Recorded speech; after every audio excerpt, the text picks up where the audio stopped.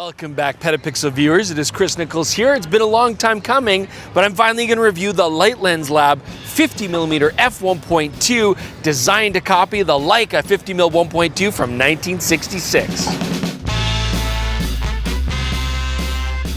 Now I say designed to copy the Leica lens, but that's actually kind of a disservice to Light Lens Lab because they went the extra step to basically make this lens as close as you can get to an honest reproduction of that classic Leica lens, down to the fact that they've actually found glass that's very similar, almost exactly identical to the glass that would have been used in that original Leica lens. I'm even just looking at this lens casually on a body. If you didn't notice the Mandarin characters on the bottom or Light Lens Lab in the front, you'd be forgiven for being mistaken that this is the actual Leica lens. I mean, everything looks the same. But as faithful a reproduction as this Light Lens Lab is, I can get it in different kinds of metal construction, different options for paint as well. So here I've got it with the aluminum construction with black paint. You can also get a black painted brass construction, which is really nice. As it wears, you would see that gold color shining through. You can get chrome versions as well, and you can even get a titanium version if you want, albeit a very expensive option. Now, it's silly to think that a classic lens like this is going to deliver the kind of results that we get optically with modern lenses. We got to remember that the original Leica 50mm f1.2, this ran from 1966 to, I believe, 1975. This is way before modern manufacturing processes, robotic polishing, all that kind of stuff. It was also a unique lens because it was the world's first to feature double aspherical elements, which was very tricky to do back then. So Light Lens Lab actually want to mimic that same kind of process by hand grinding their aspherical elements and hand polishing them as well. I think it's also worth noting that Leica did modernize this lens. I mean, after their 1975 production run, they then made a new version of the 50mm 1.2 Niccolls, same optical formula, capturing a lot of the inherent character, but using modern manufacturing processes and modern multi-coatings. But this lens is designed to mimic that original. And that original had so much character that if you want to buy it used now, it's like tens of thousands of dollars USD. I mean, $40,000, $50,000. It's crazy. So you can see why there's a very popular market to recreate these lenses for substantially less money and still get the same look. I know that a lot of reviewers have already looked at this lens and they're probably playing it with analog Leica cameras or digital rangefinders, but we really want to try something different here. So we got it on an adapter. We got it on the Sony a7R5. Let's see how a classic lens like this mates to a modern body. Yeah, there you go. Thank you very much.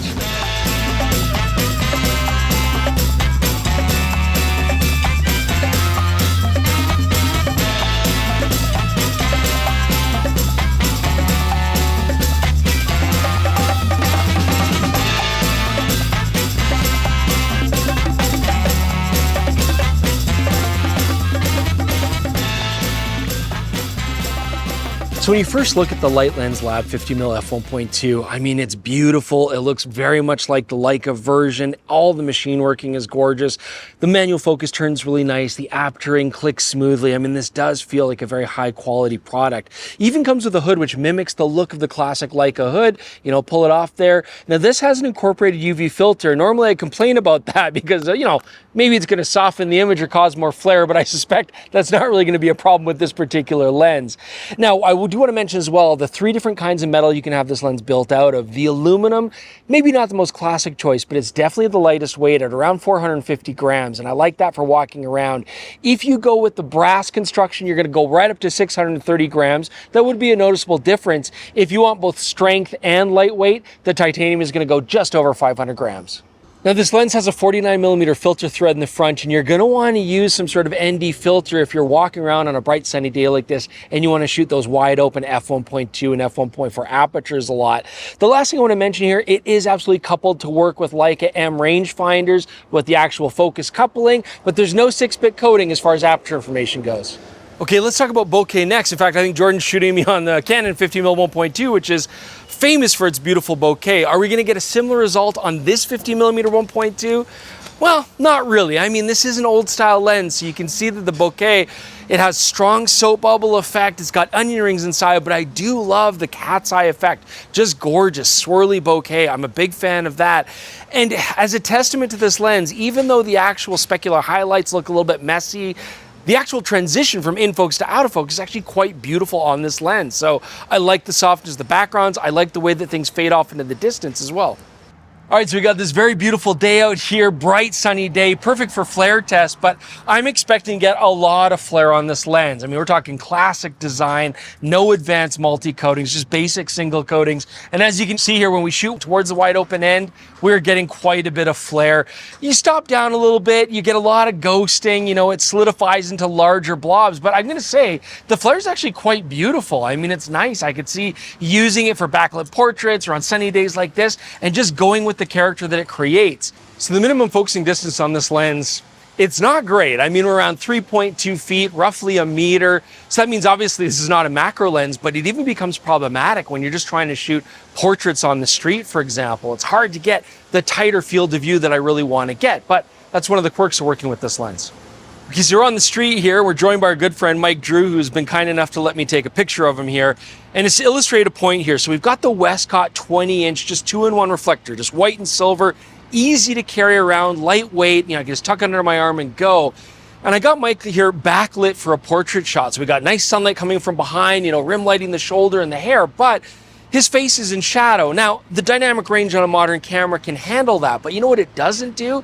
It doesn't give a catch light in his eyes, and that's so important in portraiture. So I can use a reflector like this to not only balance out the exposure, but also just create that fill and that catch light and bring life into his eyes. I'm sorry, I blinded you there, Mike. Now, you can get these in different sizes as well. I mean, we play with the 50-inch, the 40-inch. This is the 30-inch here. There's even a 20-inch, which is super compact. You can fit in any camera bag. These are handy to take with you. We love the product. That's why Westcott is PetaPixel's preferred lighting partner. And if you want to get one yourself, like this 30-inch, just click in the link description below or go to fjwestcott.com.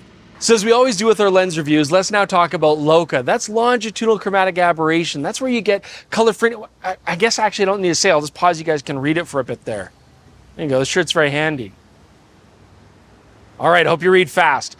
So when it comes to LoCA, this lens has a lot of it. I mean, when you take a look here shooting wide open at f1.2, you're gonna get lots of LoCA. You can see that distinct magenta color fringing in the foreground, that green color fringing in the background, and that's gonna be really hard to get rid of in post. As you stop the lens, you know, you can see you're at f2.8, we're still getting a fair amount of LoCA. Stopping down further will make it go away, but this is the kind of lens you're gonna shoot those wider apertures, and LoCA is gonna be an issue whether you like it or not.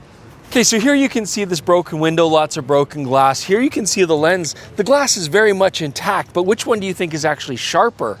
Well, it's actually that, okay? That is way sharper than this lens, and that's okay because that's the intention. It's to copy that original design. And when you're shooting this at f1.2, let's look at our test charts here. In the center, it is quite soft. It's quite dreamy. I'm in focus, but I'm not getting a lot of detail, and you get this blur. And this is actually interesting because a lot of people refer to this as sort of the Leica glow. Well, it's definitely glowing. Now, if I stop it down a couple stops to f2.5, you can see that things do sharpen up a little bit, but we're still not getting maximum detail. Certainly that glow effect starts to go away and things start to even out. Let's look at the corners. At f1.2, you can see tons of vignetting, very soft focus. I mean, those corners are just not sharp. Even stopping down to f2.5, the vignetting improves, but you're still getting pretty soft focus. This lens is about character. It's not about maximum sharpness.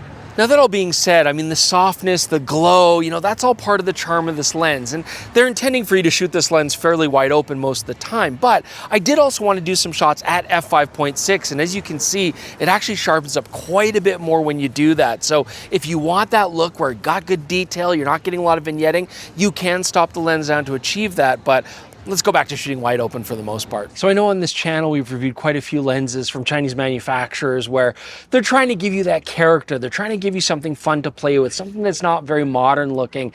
You know, and a lot of those lenses are very affordable, but this is quite a bit different. I mean, you're buying the Light Lens Lab 50mm 1.2 because you want to get as close to an exact copy and representation, both physically and optically, of the original Leica 50mm f1.2 from 1966.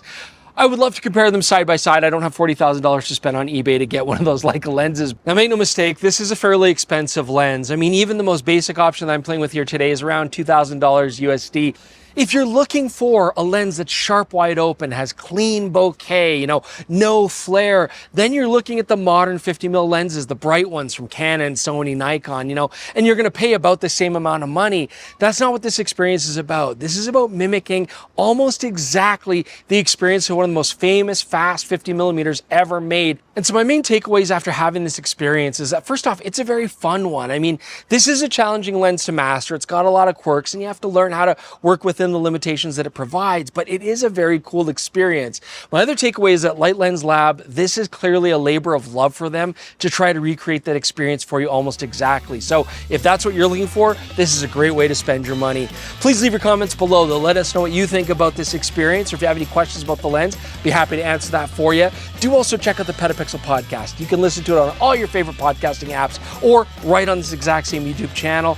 And hey, if you liked our LoCA shirt here today, check out the merch store. Just go to store.petapixel.com. You can find this or many other shirts available, hoodies, all sorts of fun stuff. We'd appreciate the support. Thanks for joining us. We'll see you soon with more on PetaPixel.